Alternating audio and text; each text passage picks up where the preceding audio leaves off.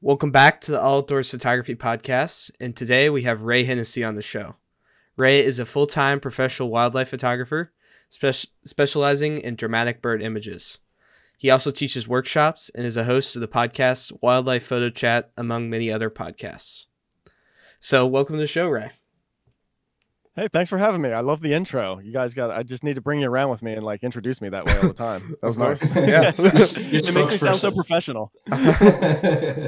Yeah. So, welcome. And so I'm sure you've done many podcasts before, and you've probably told your starting story many times. So we wanted to ask a bit of a different question to kind of start out today. So, what was kind of the moment, say you were out in the field or maybe on the computer, reviewing images, what was the moment that you knew that wildlife photography was the genre for you? Ooh. That's a good one. Man, I don't know if there was a moment. I think it was all just kind of like a gradual thing. I think there was maybe a moment, and I don't even know if I could pinpoint it, but there was probably like a period of time where I kind of just realized this is what I'm doing now, this is my path. I'm all in on this, all of a sudden it went from, just something I do once in a while to something that was all I wanted to do, and yeah, I don't know if I could really pinpoint when that happened. I guess, probably maybe the first time I thought, hey, I really want to get a 500 f4. That's when I knew I was in deep. Yeah, financially speaking. Yes, in every way. Yeah, it's when I started thinking about I think I want to actually, upgrade this gear and get, serious and really invest in it. That's when it was just this is serious now, and I'm for sure all in on it. You know what I mean? Yeah, for sure. Yeah, so I mean, you'd say you kind of caught the bug. Is that? I mean, a lot of people talk about that. Like they catch the wildlife bug and then they just keep progressing until it takes over everything. Yeah, well, I grew up in the outdoors. I grew up hunting and fishing with my father, and so outdoors, nature, wildlife. It was just always a part of my life. From as young as I can remember and have any memories. Right, we're just always outdoors in nature. So, once I just started getting more into photography, then it was a complete and utter natural evolution to just start photographing that sort of thing. And I started doing it with my father. He started doing it first actually, and I was doing other photography, and I saw him doing that and I was like, oh yeah, well of course, why wouldn't we combine those two things, Mm-hmm. Yeah, so, capturing the photos you document, or documenting the photos by the what you see and everything, your observations. Yeah, exactly. And just man, everything that we did, I don't know, I look back on the hunting and the fishing aspect of things, and it's not something I would ever do again now, just with my awareness of just how kind of precious all of the wildlife is, and all that sort of stuff. So I certainly see it differently now. Not that I have a problem with others that hunt or anything, I just wouldn't do it myself anymore. But I always loved how my dad taught me about hunting and fishing and all that. And it was all just kind of a reason to get outdoors and be in nature, that was just our way of doing that. It was all about being outdoors, and so with wildlife photography, that was kind of the same thing. It's oh, well, here's just another reason for us to be out and enjoying nature. So why not? That sounds perfect. Yeah, for sure. I mean, that makes total sense. If you look back on your life, you can really trace kind of the early signs that you would eventually get into wildlife photography, or at least for me. Yeah. It sounds like the same for you. So that's great. Yeah, for sure. And I certainly never, for the first, I don't know, 15 years of me shooting wildlife, I never thought I would be doing it as a job. It always just, even though for those same 15 years that was my job, I made a living as a photographer.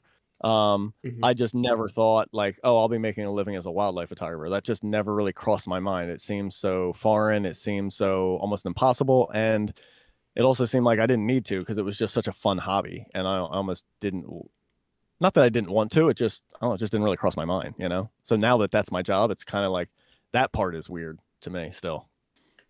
Yeah, I can only imagine, in hindsight, you just see all the pieces go together and you go it's funny how it worked out that way, but yeah. How hard do Oh you yeah. think, in your own words, like how hard do you think it would be to be a full-time wildlife photographer, like before you started? Oh, again, I guess I feel like I had a little bit of a different perspective, right? Because I had run my own photography business for 10 years prior to me even entertaining the idea of being a full-time wildlife photographer. So I kind of had this understanding of how hard it is to be, like to run your own business as a photographer, right? And so I knew the amount of work I had gone through that starting a business, growing a business, establishing it, making it successful process already. So when I knew I was going to, like when I made the decision to try and do it for wildlife, I knew it was just going to be that same process again. Like I knew how kind of difficult it was going to be. And it kind of came true. And there was certainly times like, especially in the first year or so where I was just terrified, like, oh, is this, I don't know how I'm going to survive. Am I going to make enough and blah, blah, blah. But when it really comes down to it, it's just like like for me, I had to just be 10,000% in, man. It had to be all in. I did nothing else. I had, not to get too personal, right? But I had just gotten a divorce. So I was single and just had nothing else going on in my life. I have no children, no ties to anything else, right? So it was just, I was able to just dive all in on wildlife photography, and basically every waking moment of my life for that first probably year and a half was just that. That's all I did. And that's what it took for me to kind of get the business to where it's at now, where I can have a little bit more free time and I don't have to kind of devote quite as much time anymore. Right. Yeah. What fuels you, do you think, to be like so prolific? Like we mentioned in our little intro blurb, like you have like multiple podcasts, you got this workshops you do. Like what really fuels you in that way? Man, I just love sharing stuff. That's really it. Like that's such a big part of photography for me, and especially my wildlife photography, the bird photography. I just love sharing photography, and so that's like man, I got to look back and see when it started. It started back when I had a Flickr account before Facebook and Instagram even existed, right? I was on Flickr and posting a photo every day, and I never stopped. Like once I kind of just realized like, oh, I got enough photos that I can start sharing a photo every day. And trust me, they were bad. They were crap photos then. But I mean, to me, they were great at the time, right? Like I'd look back at them now and say they're horrible. And there was probably a few like, solid ones in the mix, right? Everybody gets lucky when you're a beginner. But the majority of them weren't great, but I thought they were, so I was just happy to share them. And even some of my new weren't great, but I was still just happy to share because I just like sharing stuff, right? So that's just in my personality. I love sharing my art. I love sharing my passion for this genre of photography. I love sharing my passion for nature. And now, I love teaching as well. So I like putting that spin on it. So I just love putting content out. And if it excites me and I'm enjoying it, I want to share that with others. That's just kind of how I am. Right. Yeah. And passion's a little bit of a buzzword nowadays, but like I totally agree with you where it's like people can really pick up on just your energy and like how passionate you are about whatever it is you're really doing. For sure. Yeah. Yeah, definitely. Yeah. I very much agree. And, I've heard a lot of people say, especially when they're talking about social media, right? They're like, but I just, kind of talking about this concept of not shooting for social media, right? Not shooting to share stuff, right? And I hear this statement of like, oh, I just shoot for myself. And I mean, maybe they do. I don't know. But to me, that sounds so foreign, right? Because to me, the reason to take a photo is to share it, right? If I just wanted to quote unquote shoot for myself, well, I wouldn't take a camera. I'd just walk out in nature and just try and remember it, right? I would just have that memory and that connection with nature, right? That's to me just like enjoying nature for yourself. But if you're going to take a photo, in my mind, like the point is to share it, even if it's just to share it with one other person, right?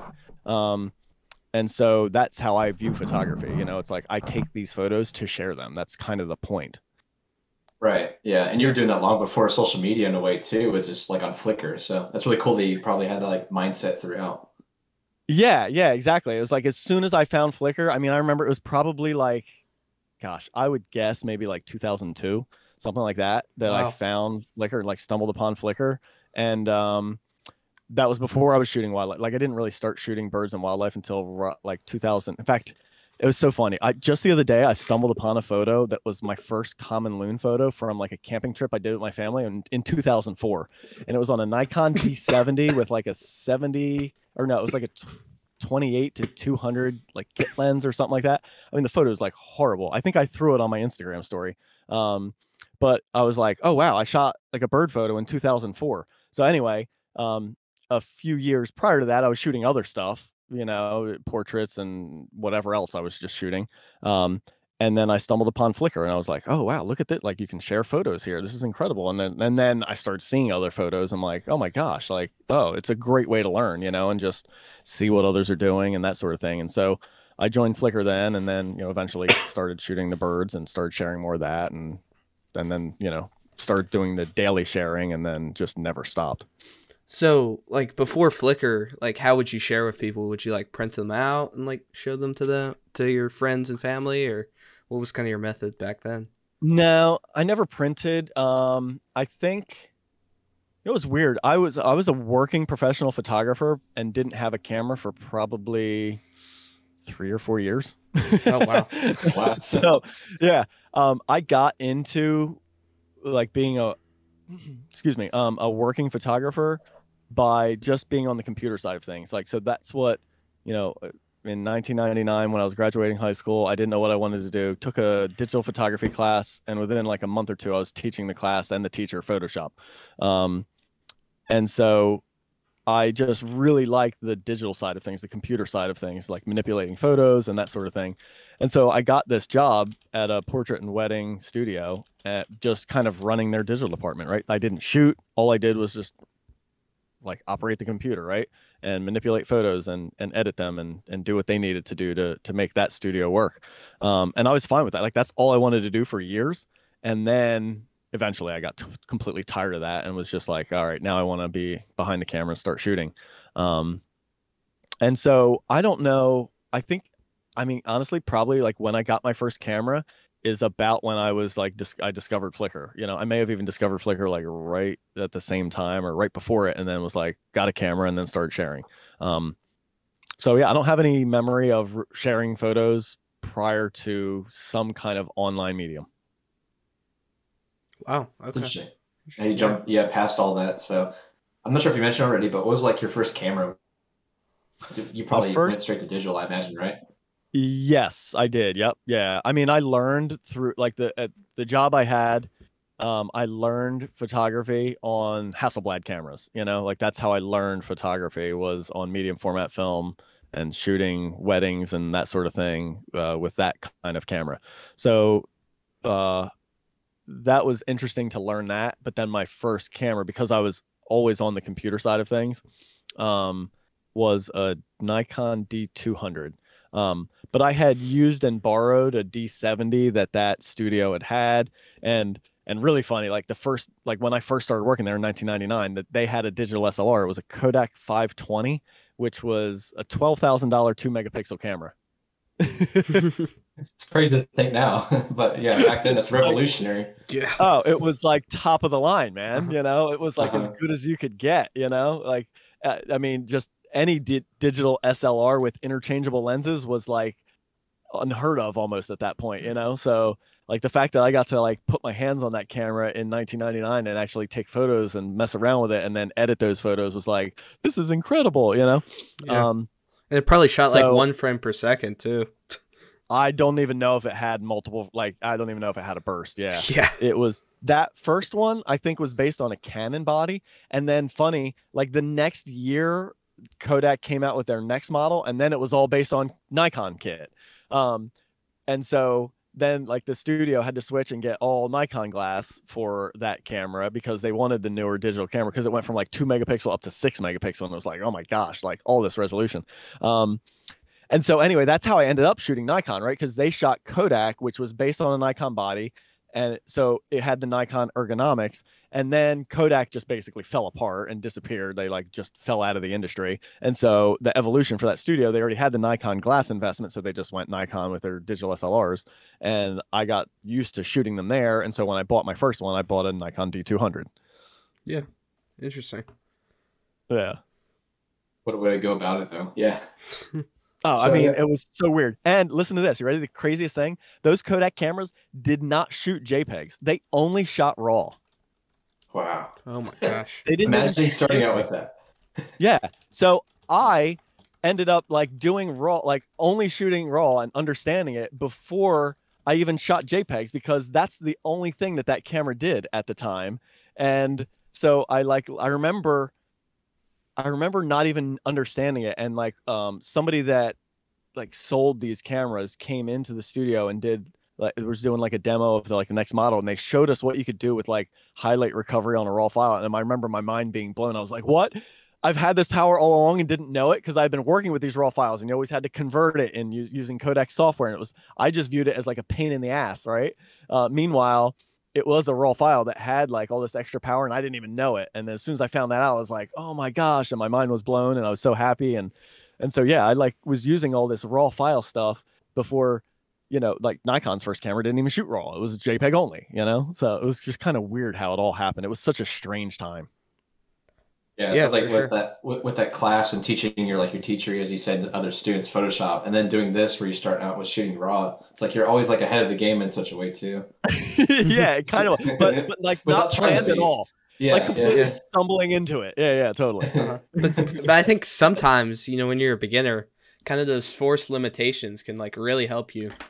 Oh, yeah. If you had the option to shoot JPEG, you may not be as far as you are Yep. today. So Yeah, no, you're that's a wonderful point, man. I completely agree with that in all aspects, right? Sometimes I think, you see these like beginner photographers and then all of a sudden they want like the longest lenses, right? And like sometimes I almost kind of think like listen, I think honestly it is great that Tamron and Sigma have these, 150 to 600 millimeter lenses that are affordable and people can get into it. That is really a good thing. But on the learning side, I think sometimes that's almost a hindrance, right? Because all of a sudden you're starting out at 600 millimeter and you have all this reach, and it's like, I think it maybe sometimes inhibits people learning that fieldcraft aspect. Whereas if they maybe started with just a 300 millimeter only and then had to get really good at getting close to their subjects and kind of learning that, then when they upgrade to a 5 or 600, all of a sudden it's like, oh, well, now I got this. I know how to get close. And now my photos are just amazing because the lens got better, but I already have the field craft versus kind of the other way where you almost maybe don't need as much field craft because you just have all this reach. I don't know. yeah, Yeah, I mean, it's I not think. like excusing. Sorry, go ahead, Henry. Well, I was just gonna say, like, if you give a beginner an 800 millimeter and you give like an amateur professional who's been doing it a couple of years like a 300, I mean, they could get a much better photo.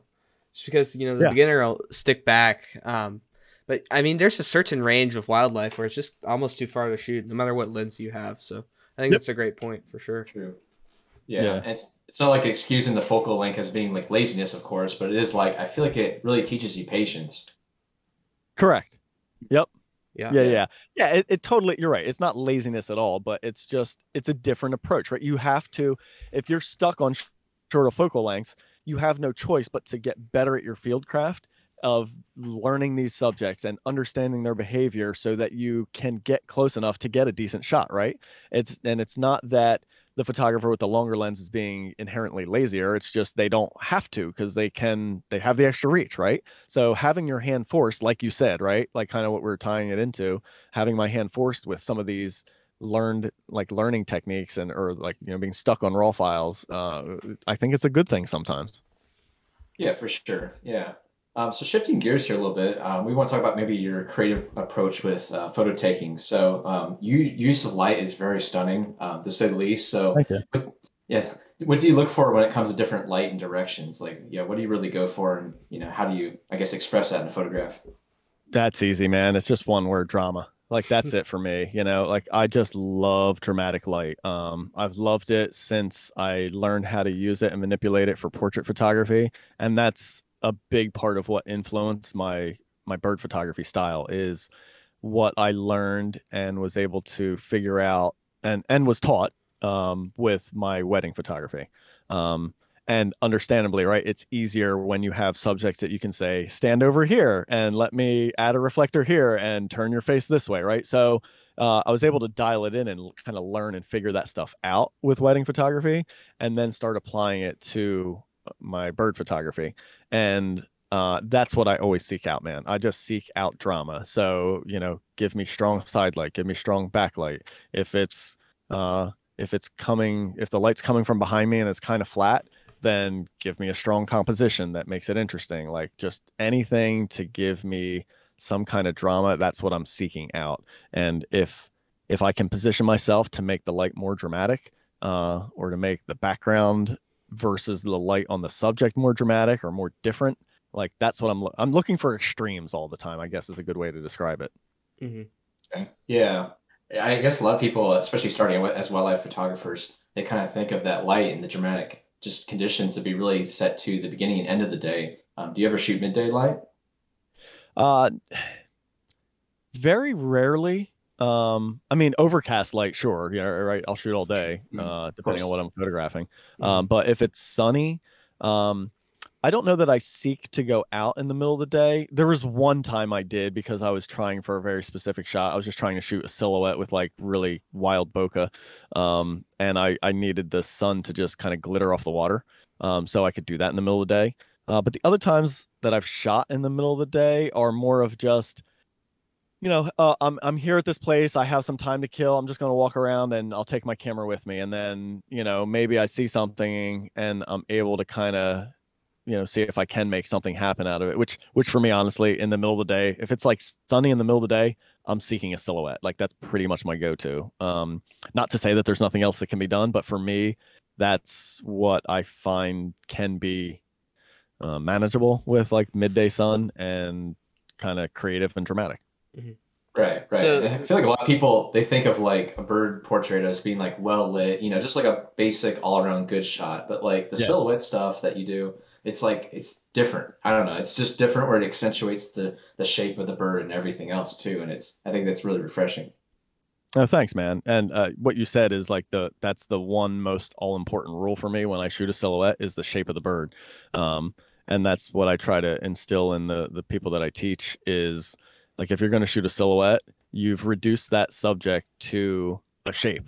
That's it. That's all it. And it's a 2D shape, right? It's like, we don't have 3 dimensions here. We can't like spin around and inspect this from every angle, right? It's just, it's one angle that we're viewing it from. It's flat and it's just a 2D flat black shape. So that shape better kind of tell the story of what that subject is. And if you can like ID it, or at least ID the class of species that it is, then I think it's a successful silhouette, and not to say nothing else can be done like super creative. That's not exactly that. But for me, that's like kind of like my go-to thought is I want that proper shape that shows off, like an ibis bill or, whatever, Yeah, that's awesome.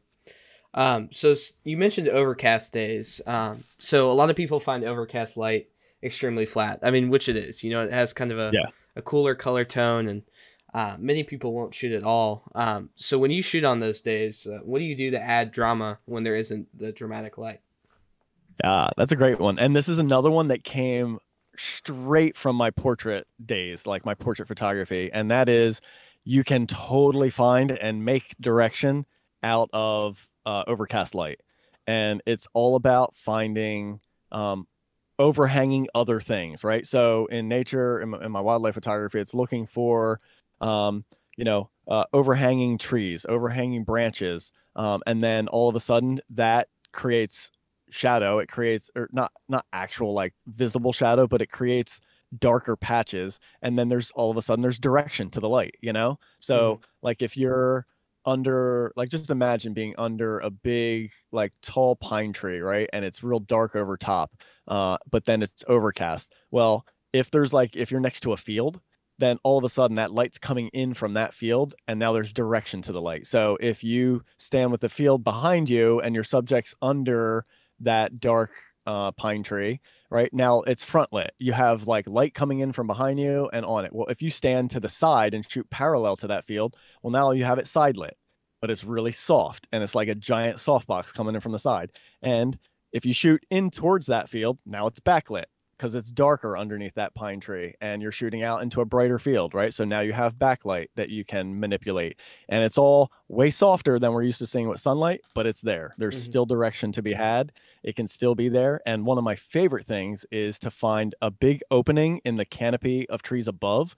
And so now you have this big, giant, soft spotlight coming in overhead, and you get this, like, it's like basically hanging a giant softbox over top of the bird. And as long as you're shooting in like with like a nice green background or some kind of tone in the background, man, that's like some real soft dramatic light though.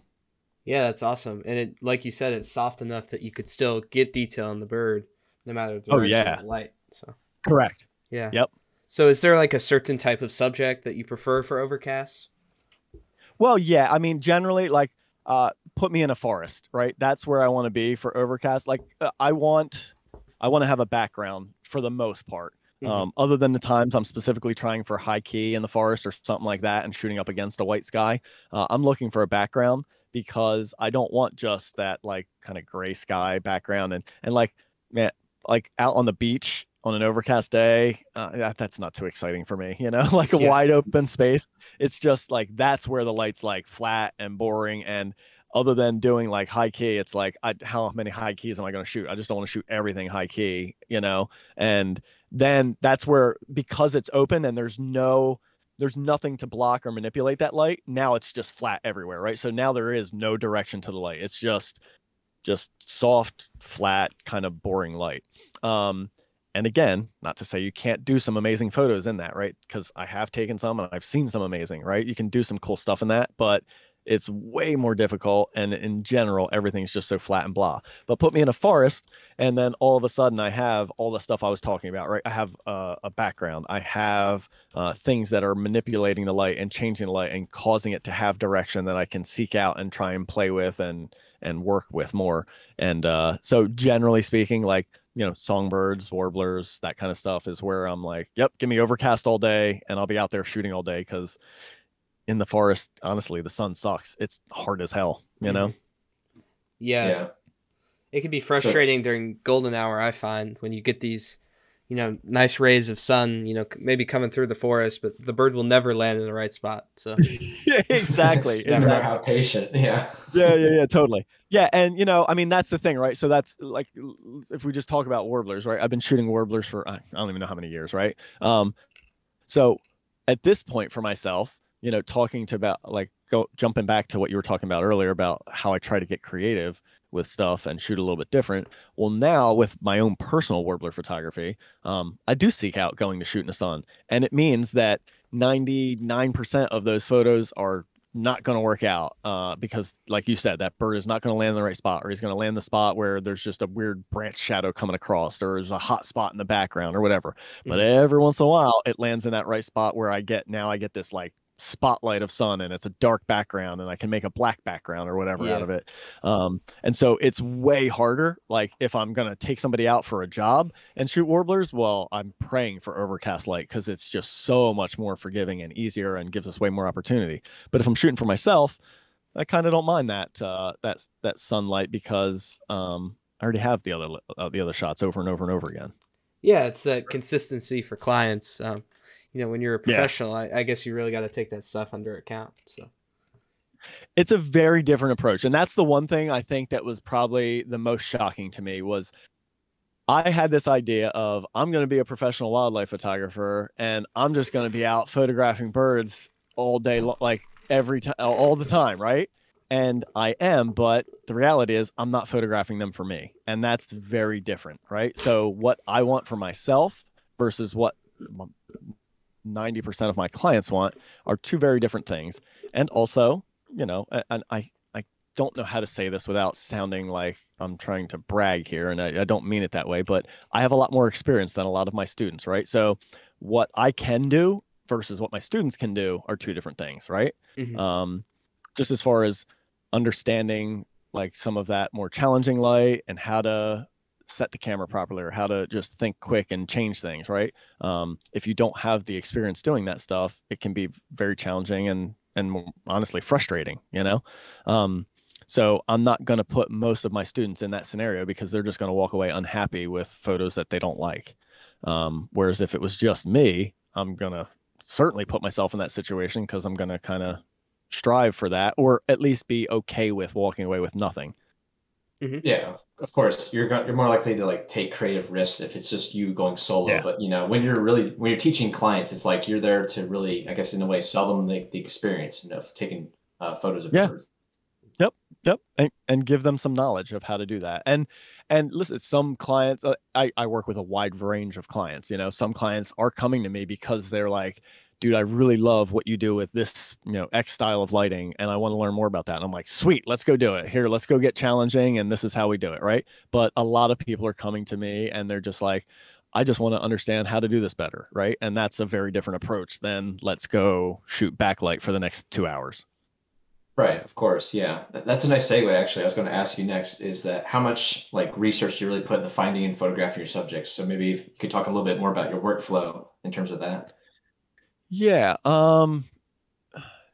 Anymore, it's a lot less only because I'm generally working the same areas. So I kind of have them down now over the years. Um, so again, it's two different approaches, right? So if it's for a job, if it's for clients I'm going to take out, well, then I'm never going to go to a place I've never been before. I have to go there first and make sure I'm confident that I can bring clients back there and get semi-repeatable results, right? Nothing's ever guaranteed, but I need to know at least with a decent percentage that I'm going to be able to take somebody back and get them similar results that I just got on my own, right? So every time I add a new destination workshop that I'm going to take people to, I got to go there first and shoot it. And then it usually means the workshop ain't happening until the next year at that same time of year. So that's kind of how that works. Plus I very much rely on other friends that I've met through this that live in those areas that kind of have a really good understanding. So I can go in, they can show me where things are good, and then we usually work that workshop together the following year, right? So I've really relied on partnering with people to be able to allow me to quickly go to some of these destinations that otherwise would probably take me like 2 to 3 even more years on my own to figure out. But if I'm going to go to a destination myself and just shoot for me, I do no research anymore. I just show up and just enjoy it, man. I just love to go to a place now and not have any preconceived notions of what I want to shoot, or ideas of species I want to chase. I just like showing up and seeing what unfolds and just kind of going with the flow now. Right. Yeah. And that's the beauty of it, though, is because we've had previous guests on where they say the same thing. They'll just like drop themselves in a location. And that's really just the exciting part is you never know really what you're going to find. But it also doesn't like heighten your expectations in a way, too. So you're not, if you leave empty handed, you're not going to be disappointed, too. Totally, man. My first time going to Alaska with Jamin Taylor was in September of 2021.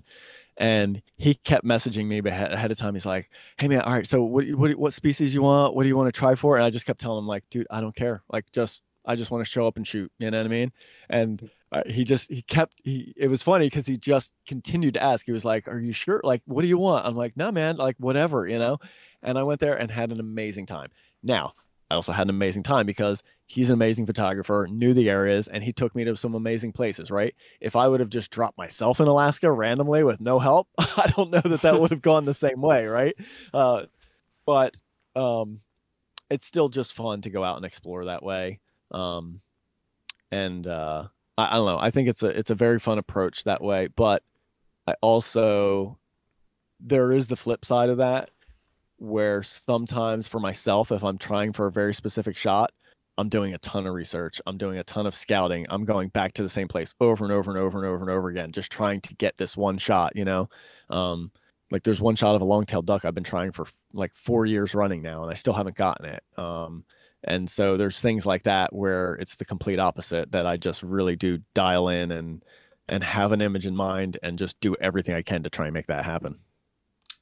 Yeah, that's a good point too with sharing the experience, as you mentioned earlier, with just sharing your photography. You're also sharing it in the field as well. Yeah, totally. Yep. Yeah, I think there's also a point too. when you're going to a location for the first time, I mean, research is very helpful, but I think there's some things that can only be, kind of discovered in the field. Like for me, for example, there's been another number of times that like I'm going for maybe early morning light on a subject, but then there's trees blocking it.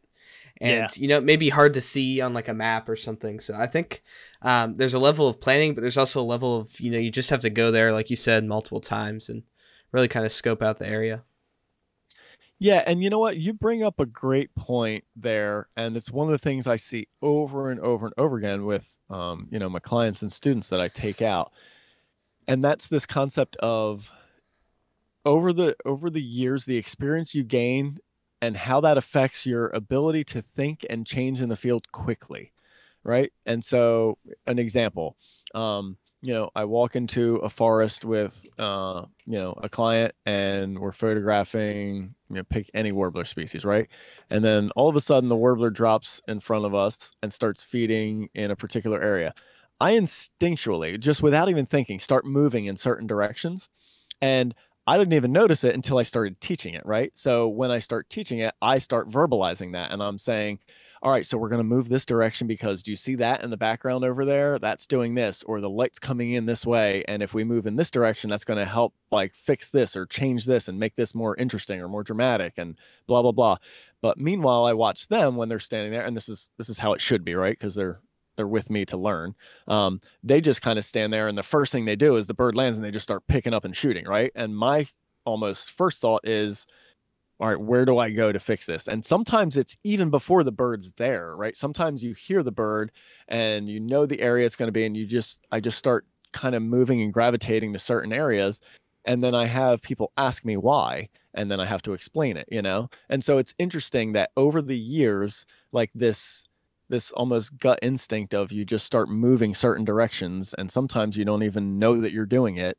And I didn't even know I was doing it until I had to teach it. It's interesting. Yeah. And it's a really good point about, you really have to, be actively speaking about what you're doing, your actions and everything too. And also how they compose a photograph as well. Sure. Yeah. Yeah, definitely. But I think it goes to the point you were making that, sometimes you have to be in those areas to experience that, like no amount of online research or anything like that is going to allow you to see what's actually there until you're actually there. Mm-hmm. Yeah, of course. And trial and error as well. Yeah. Yeah. That's heavy on the error. Yeah. A lot more misses than hits. Yeah. Oh, no doubt. Yeah. So yeah, shifting gears here, maybe you could talk about how you made the jump into living in a van and tell us more about that. Yeah, definitely, man. It's been really interesting. So long story short, it finally happened in my life where I just wasn't really tied to one area anymore. And that was Southern New Jersey, right? That's where I was born and raised and kind of just lived all my life in different areas, but all around Southern New Jersey. And, I started traveling a little bit more. And like I mentioned earlier, I'd gotten divorced. So I was, it was just me. So I didn't have another person, another family or anything like that to kind of consider. I was able to honestly just be selfish, right? And so as I got more and more into the wildlife photography and more and more into, adding new destinations and branching out, it kind of became clear that being tied to one location, A, didn't need to be that way anymore, and then B, probably was better if I wasn't. And so I just kind of realized that and was able to sell my condo and most of the stuff in it. And again, a huge thanks to my family. I don't think it's something I could have done as easily without my family, because I was able to then, move in with my mom for a little bit while I searched for a van to live out of. And then, it didn't take me long, actually. I think from when I sold my condo to when I bought my van was maybe less than a month. So I found it pretty quickly. And then I was actually traveling for like the next month and a half. So I wasn't even around. So I bought the van, I paid for the van, and then had some upgrades done on it. It was so I bought a Road Trek Zion. So it is a camper van made by a company that's, they do like, this is what they do, right? I think they're based in Canada. So I didn't want to build anything myself. That's just not me. I mean, more power to the people that do, but like that sounds like a nightmare to me. Fair enough. So I wanted to buy something that was just ready to go, had everything in it, and was made to live in, right? And so I did. It's like it's just over 20 feet long, based on like the Dodge Ram chassis, and it's got everything. I mean, it's got a huge refrigerator in it, which I don't use at all, but I just use it for storage. But a bathroom that I do use, got a stove, microwave, sink, outdoor shower, and like shower inside as well. Heater, air conditioner I've never used yet. Heater I'm using a lot right now because it's cold in New Jersey. And yeah, it's kind of got everything, right? So I realized when I was living in my condo that I spend 90% of my waking hours in a 10 by 10 office just working on the computer anyway. So I'm like, I don't need this big 2-bedroom, 2-bath condo because I'm only spending my time indoors in this one room anyway, and then my bedroom to sleep. So like I'm already basically living in, a single tiny room. So the camper van will be fine. And then the rest of my time was already spent outdoors, So it kind of made perfect sense. And so, yeah, anyway, I bought the van, traveled for a month and a half while they added solar and did a few other things that I wanted done to the van at the dealership I bought it from. And then I came back and picked it up and then just started living out of it. But, it made it easier because I had my mom's house to park it at, right? So I didn't have to, find a campground or find somewhere to park the thing every single night. I always had somewhere to go. And then when I just spent the last 2.5 months in Florida, my sister lives down there and I was able to park it in her driveway, right? So those kinds of things have made this transition so much easier for me. Whereas if I didn't have that, I think it'd be a lot more difficult to just all of a sudden sell your condo, get rid of all your crap, and then be living in a van and have to figure out everything, like where do I park this every single night and that sort of stuff, So having family has made a huge difference for me there. Yeah, I mean, that's still a big life change though. Have you had any like adjustment struggles? You know what? I haven't, man. It's been pretty smooth. And again, I think just due to the fact that I always have a house that I can walk into every day, usually, like if I decide to stay around either my mom's or my sister's, I had a house that I can go in and shower, right? So I don't even have to really use the shower. And in fact, I've never used the shower in this thing yet, even though I can. So that has certainly helped ease the burden. And no, I got to say, I think because of those things, it's all been a really positive experience. Mm-hmm. I don't feel cramped in here at all. And, I hear a lot of, I've watched some videos and heard other people talking about living in the vans, and they're just like, well, no, I mean, it's great because you spend all your time outside anyway. You're only in the van to sleep. Well, for me, it's a little different because I spend so much time working on photography and teaching photography. Try sitting outside in bright sunlight and looking at your laptop and accurately judging any kind of photo, right? It's especially in Florida too. Yeah, exactly. It doesn't matter. I mean, even just an overcast day, there's so much glare, you can't see anything. I'd be telling people to adjust photos so horribly if I sat outside. So I spend a lot of time working with people all over the world on Zoom and teaching them photography and how to edit their photos. So I have to be inside where I can control the light a little bit more. So I spend a fair amount of hours inside of this van. And guys, I don't feel cramped at all, man. It's plenty of space. It doesn't feel any worse than just sitting in my office, which I've been doing for the last 8 years anyway, except I have a hell of a view, and anytime I want, I can take a break and walk outside. And that's the biggest like wonderful surprise to me is even though I'm inside of this a lot, I still feel so much more connected to outside. When I'm in the warmer climate, right? The windows are always open. I always have fresh air. I hear the sounds of things outside. I'm parking in these places that have wonderful views and kind of entice me to step outside and just, even if it's just for 5 minutes between jobs, just to step outside and get that fresh air. Whereas when I was in my office, I just would sometimes sit inside and never step foot outside all day long, right? So there's all these things that just kind of I feel so much more connected to outside and nature, and that was kind of a surprise, and it's a wonderful thing.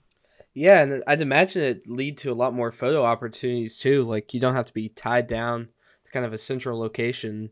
I'm sure you can kind of pick and choose a little bit more. Dude, one of the best like one of the best examples of that. I was in Florida.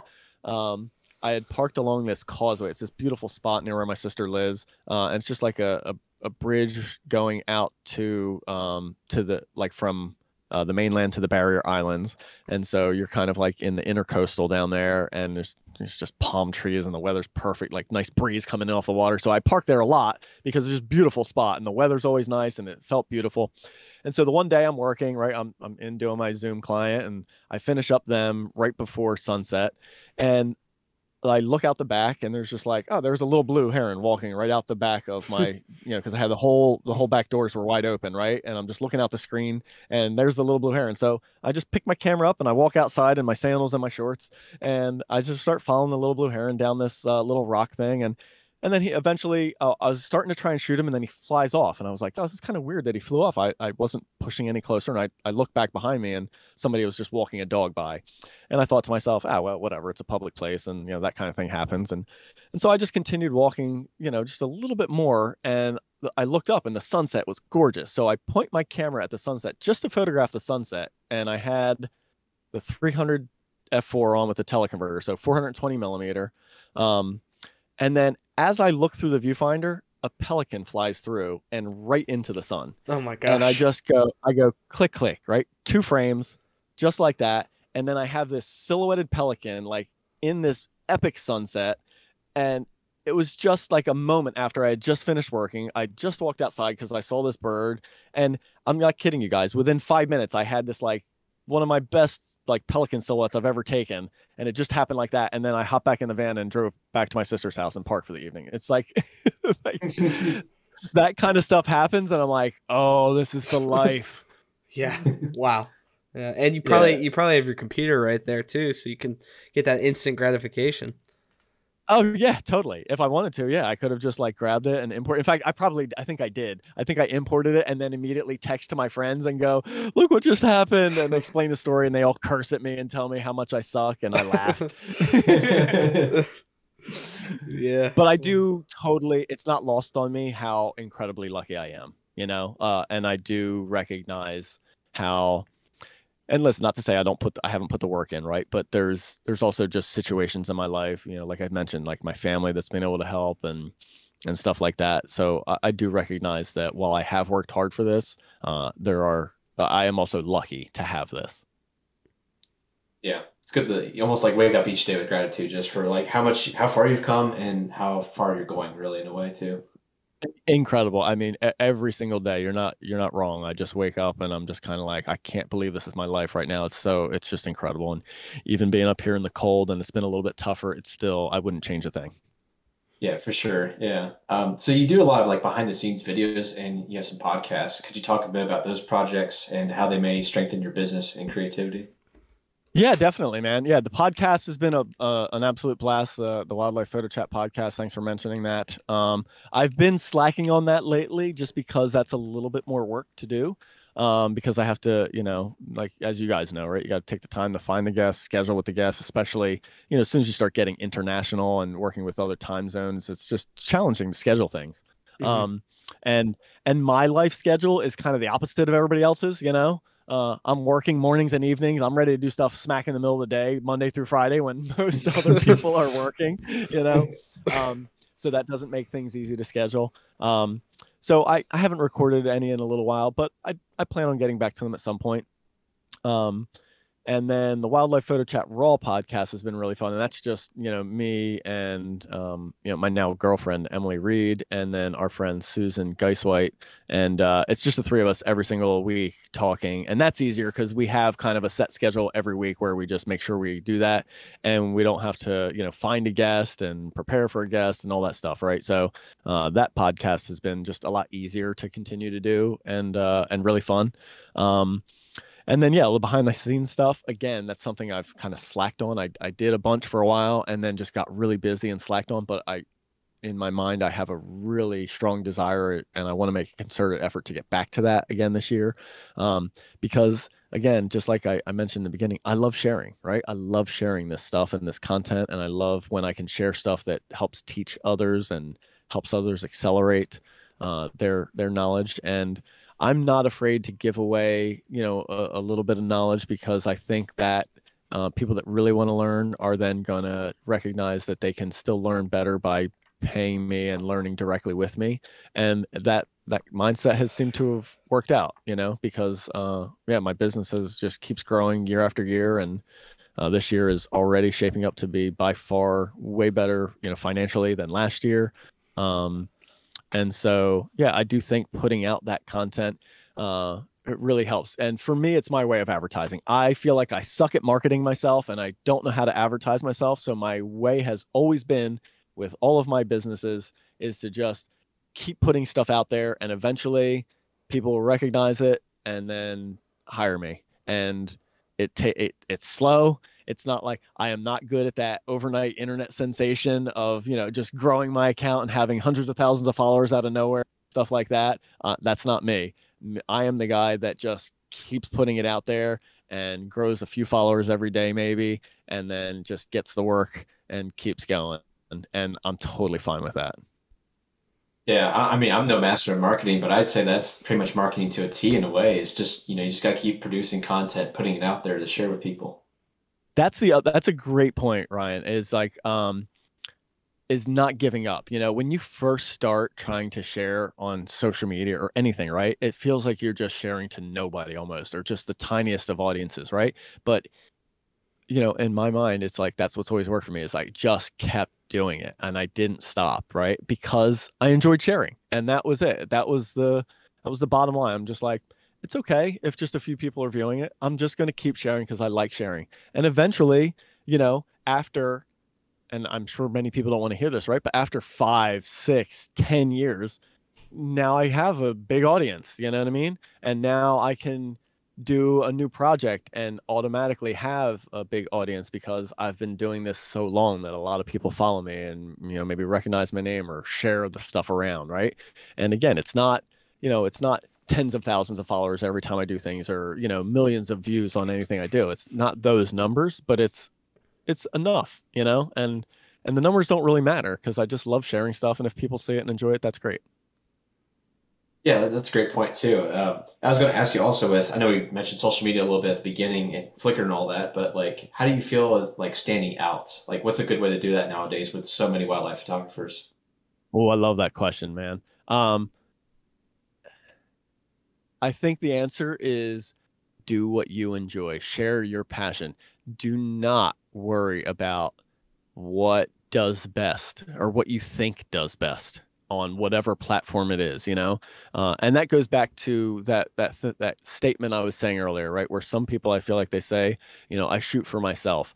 And I think maybe I misinterpret that sometimes. I think the right interpretation of that is kind of how I say it, right? So I shoot what I like and I share what I like. I don't care if it's going to do well on Instagram or not. I've become kind of known for a smaller in frame style, right? Where the subject isn't filling the frame.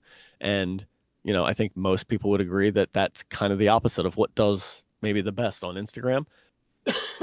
Excuse me.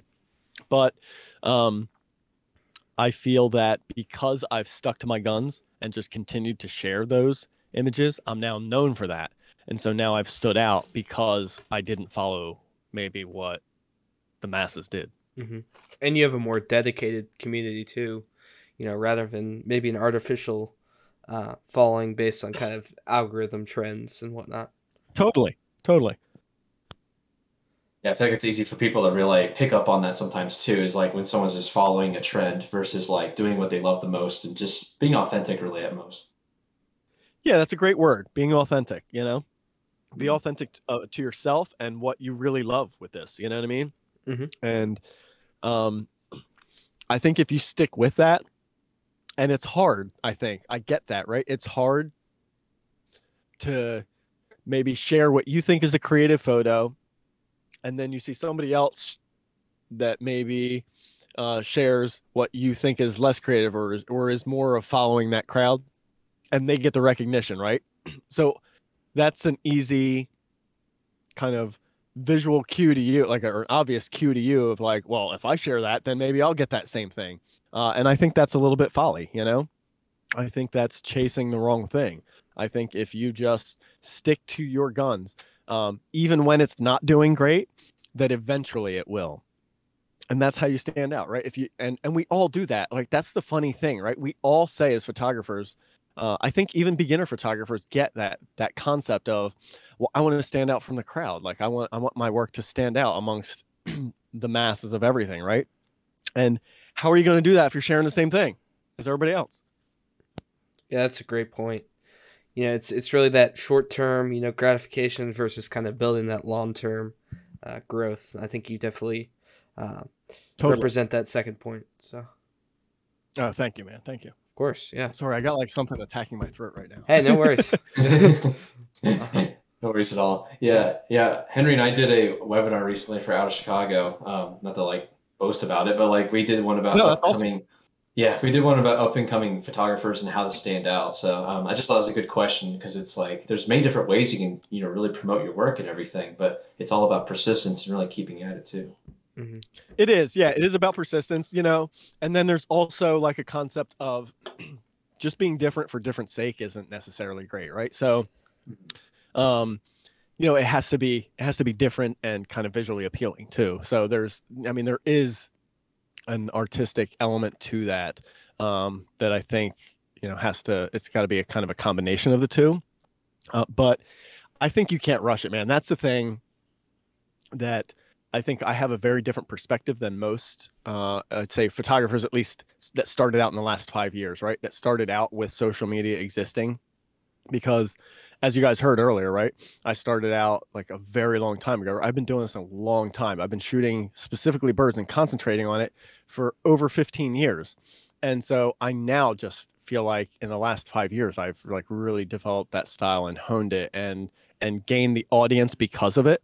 So that means the first 10 years, the first decade of me doing this, I don't really feel like I had necessarily really honed in on that style and developed it and gotten really good at it and been able to stick with it enough to garner an audience that recognizes it.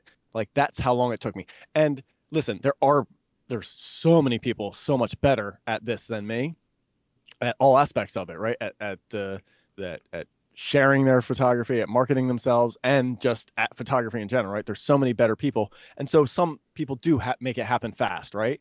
But I think for the majority of us, it does not happen fast. And I think if you try to force yourself to have a style too quick, it's not going to be your style. It's going to be what you're chasing. I think if you just naturally let it develop, you're just going to naturally start to make decisions that lead you in the direction of what you naturally like, right?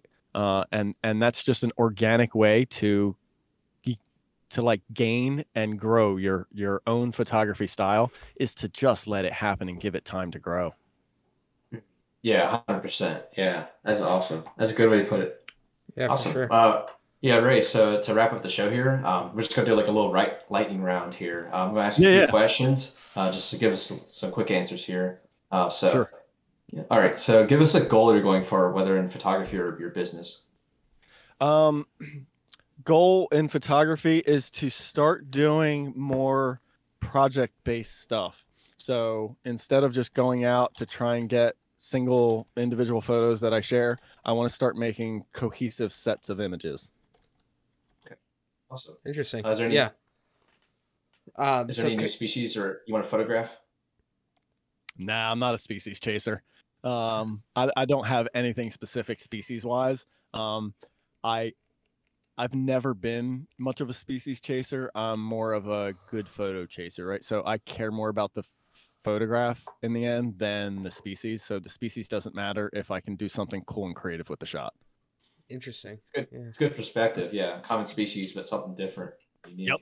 Yeah. Yep. Doesn't matter what it is. And instead of doing just that single photo, like that's what ties into that project kind of concept is I want to start doing like a set of images that maybe one image by itself doesn't stand out or is even kind of mundane. But then when the whole set is presented together, then they elevate every image, you know? So that's what I want to start kind of concentrating on, because I've gotten so bored with just taking the single image and sharing it. Like, and I just mean, for me personally, it doesn't excite me anymore.